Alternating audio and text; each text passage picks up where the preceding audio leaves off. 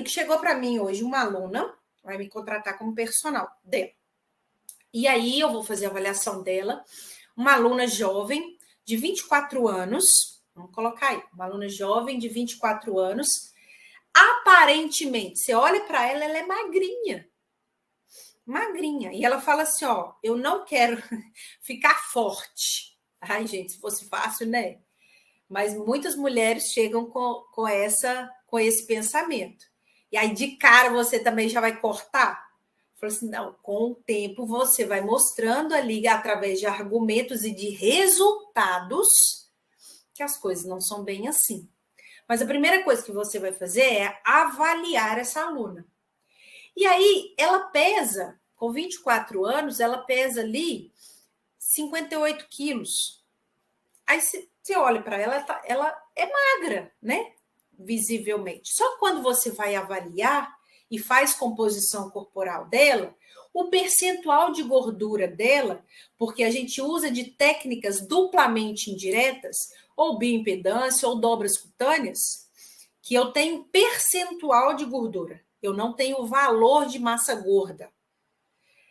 Alguns softwares de avaliação física, eles fazem o cálculo e ele me dá lá peso gordo, peso magro, peso ósseo e peso residual.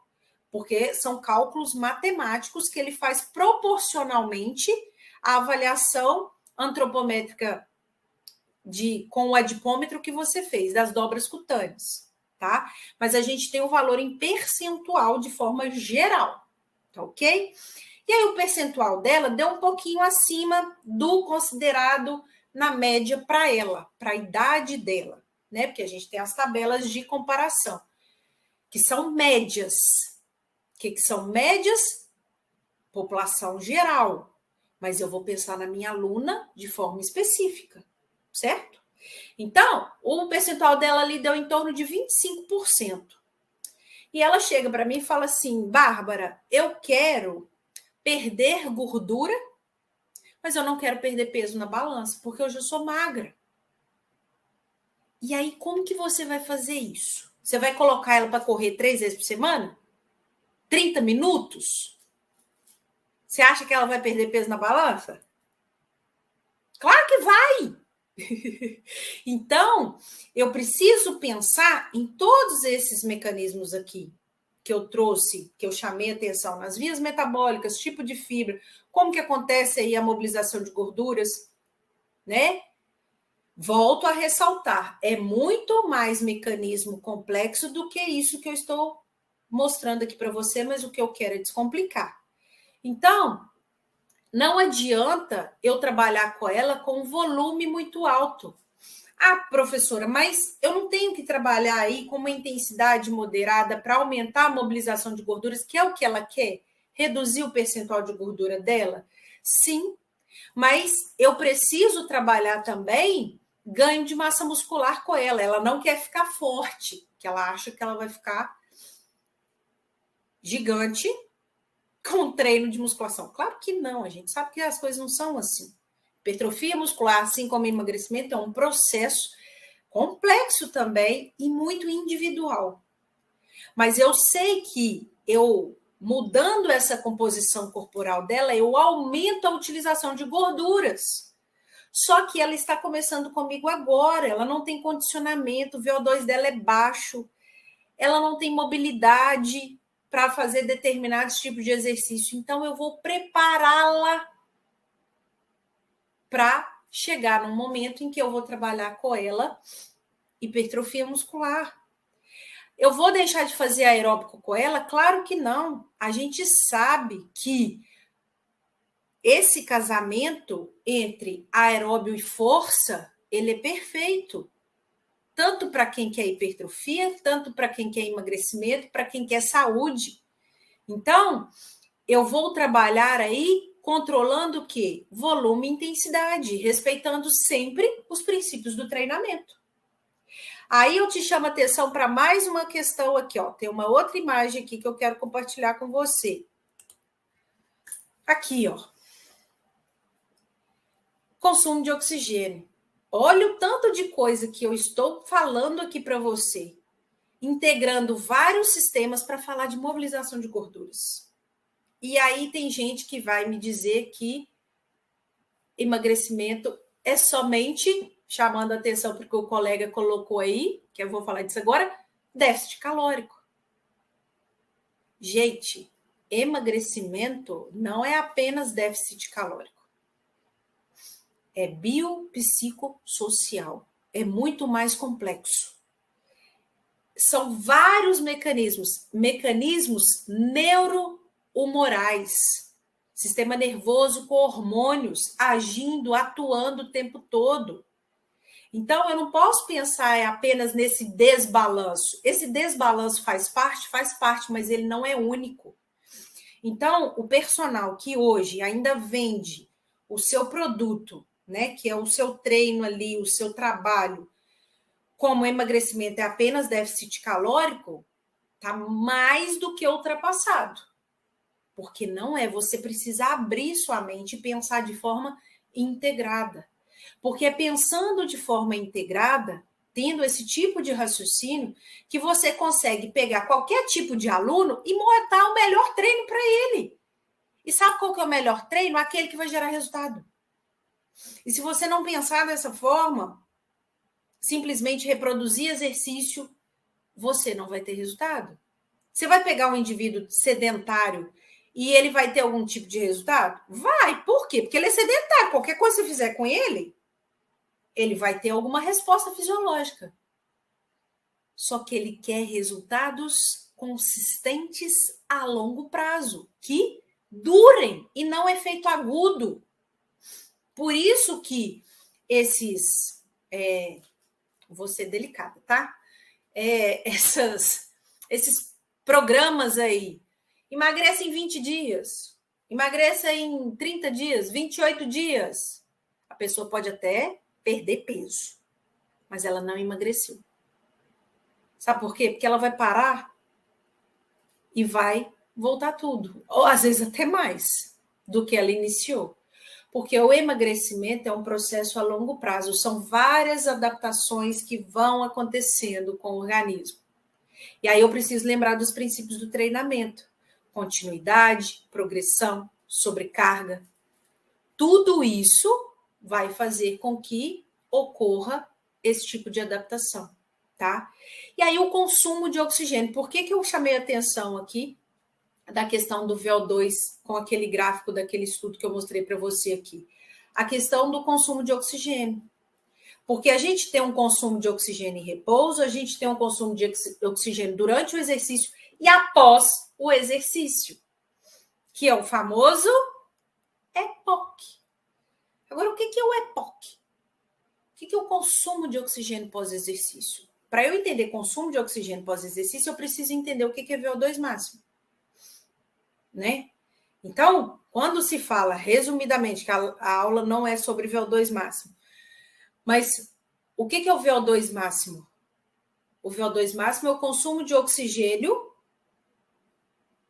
que acontece ali pelas células musculares, máximo ali durante o exercício. E esse consumo, ele pode continuar. E se as células estão consumindo oxigênio, o que significa? O metabolismo aeróbio continua. Por quê? Porque eu continuo ali com liberação de catecolaminas, adrenalina, noradrenalina altas ainda. Porque para voltar para o estado de repouso, para voltar para o estado de homeostase, precisa de ter um período de recuperação. Então, esse consumo de oxigênio pós-exercício, ele requer ainda um gasto energético, que pode ser utilizado aí como fonte de energia as gorduras.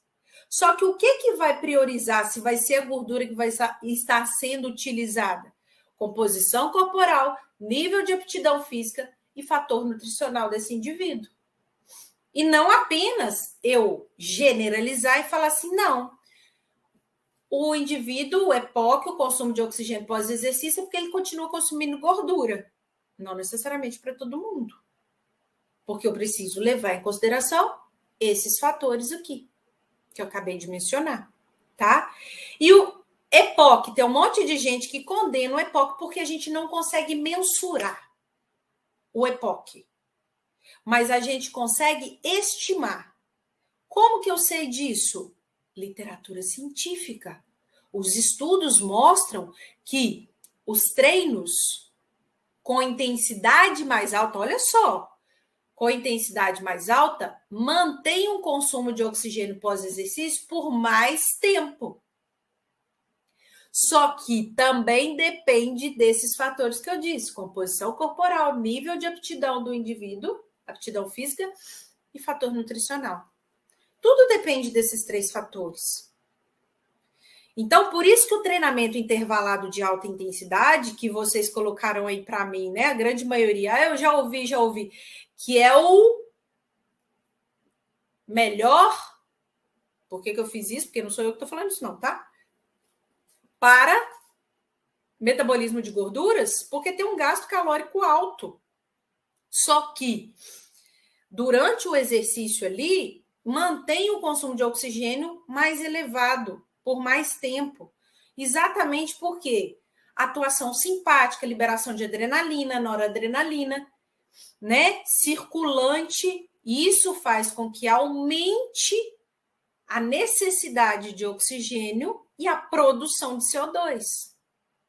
Então, é por isso que colocam que o HIIT, né, o treinamento intervalado de alta intensidade, ele é excelente para metabolismo de gordura, para emagrecimento. E é.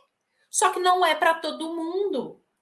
Se o indivíduo não tem condições de fazer, eu não posso iniciar com ele simplesmente porque é bom.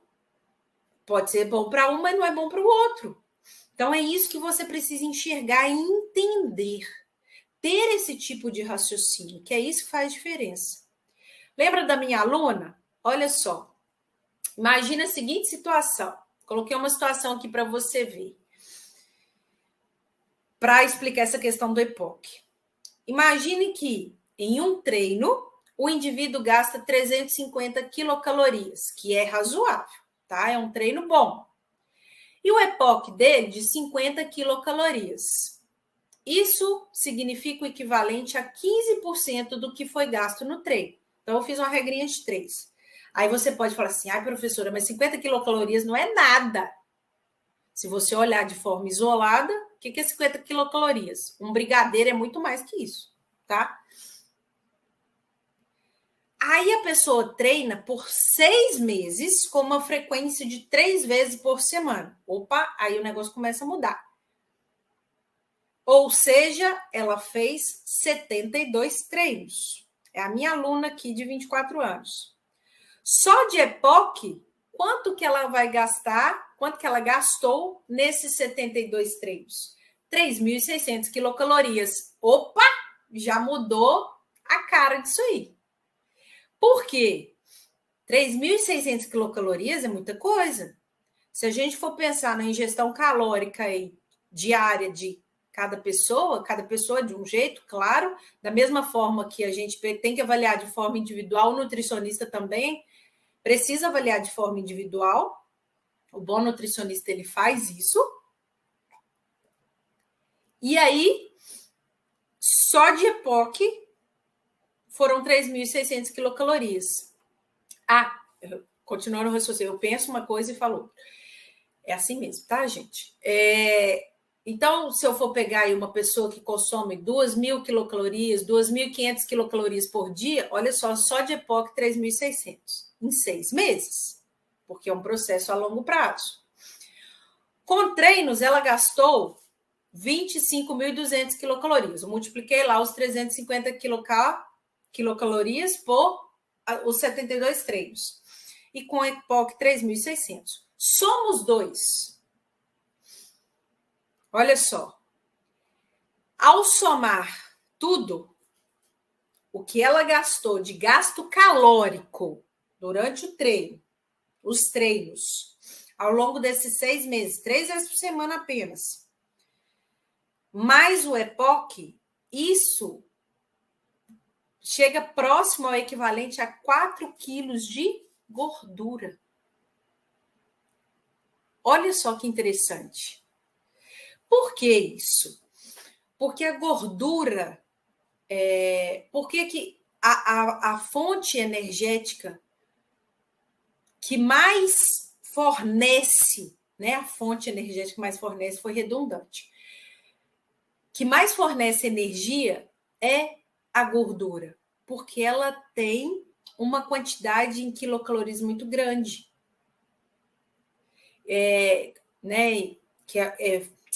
Fugiu a palavra agora. É a unidade, né, de quilocalorias, que vai me dar ATP no final das contas, que é isso que importa.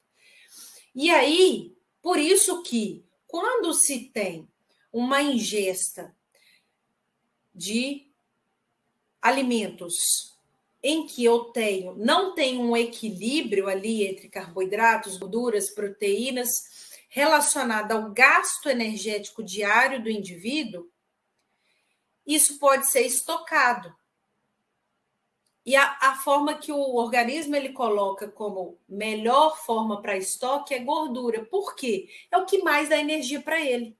Como o corpo, as funções fisiológicas, você não para de respirar 1 minuto, ou seja, seu sistema respiratório não para, que está ligado ao sistema circulatório, cardiovascular, que não para, seu cérebro não para, nenhum órgão seu para. 24 horas trabalhando, todos eles requerem gasto energético. Então, eu tenho um gasto energético basal. Então, a gordura, ela me dá essa fonte de energia. Por isso que o organismo inteligente, ele estoca na forma de gordura. Se ele não gasta, ele guarda. Porque ele fala assim, eu posso precisar em algum momento. Certo? Por isso que a composição corporal, o nível de aptidão do indivíduo e o fator nutricional interfere diretamente se ele vai gastar mais gordura ou se ele vai gastar mais, consumir mais glicogênio muscular. Então, tá vendo que uma coisa está ligada à outra? Então, eu preciso pensar em mobilização e metabolismo de gordura de uma forma integrada.